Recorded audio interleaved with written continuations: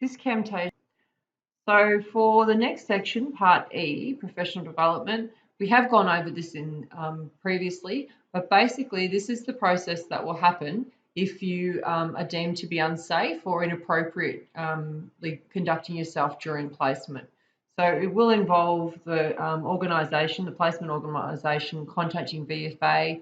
A VFA representative will come out and have a discussion with the placement provider, determine a plan of action, discuss that with the students, and then implement that. If, for example, it's such that it's so inappropriate that the student must be removed from placement immediately, that will happen. Same with student success plan or a clinical learning contract.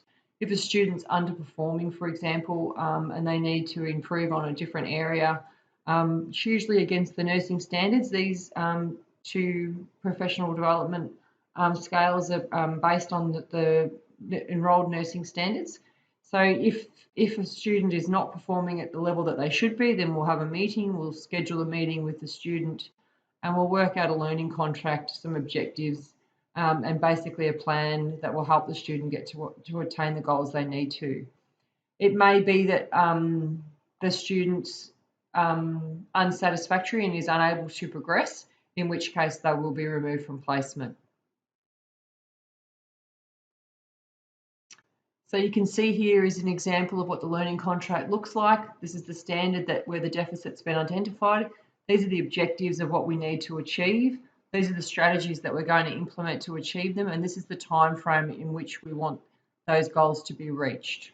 So that would be stipulated out, and the students would have this explained to them, and then obviously the student would sign off to verify that they understand the goals that have been set.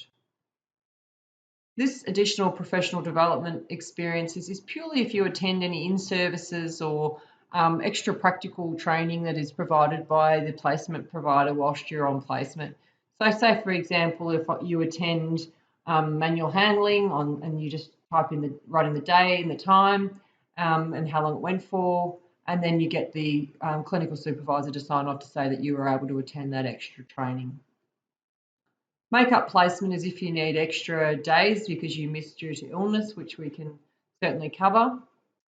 And then the enrolled nurse standards for practice is the same. It's all the same in the make-up section, so I'll just scroll through that. So then we get down to part G, logbook submission. So when you've completed all the performance evidence checklists, you've had them assessed, you've completed all your reflections, you've finished your placement, everything's filled out, we ask that you submit your logbook to the reception at VFA Learning, where they will have you sign to say that you've submitted it, and then we will sign to say that we've received it. Can I ask, when you are completing your logbook during placement, that you do not sign any of the checklists until the facilitator has signed it. So for example, back here, if the facilitator hasn't written in their comment and hasn't signed their name here, please don't sign your name until that has been completed. So it's very important that the facilitator or the clinical supervisor provides their comment and their name and signature first before the student does. That's really important. So getting back to the submission of the document, so once you've submitted this particular logbook, we'll take a note of that, and then we will go through and audit it to make sure that all the sections have been completed in their entirety, and then we will complete this outcome record for you. This will go, and this book will go in your academic file. You can see this last bit down here. It says list any observation checklist not completed in placement logbook 2. So for those people that have outstanding observation checklists from placement 2, we have these listed in the appendices. So you can perform those whilst on your subacute acute placement if required. So the facilitators know that there's some people that have not completed some of these checklists, and so it's up to you to flag this with the facilitator and make sure that it gets completed whilst you're on placement. You need to chase this and be proactive. And then what we'll do is we'll add those extra checklists in here so that you're up to date with all your assessments for all the units of competency covered to date.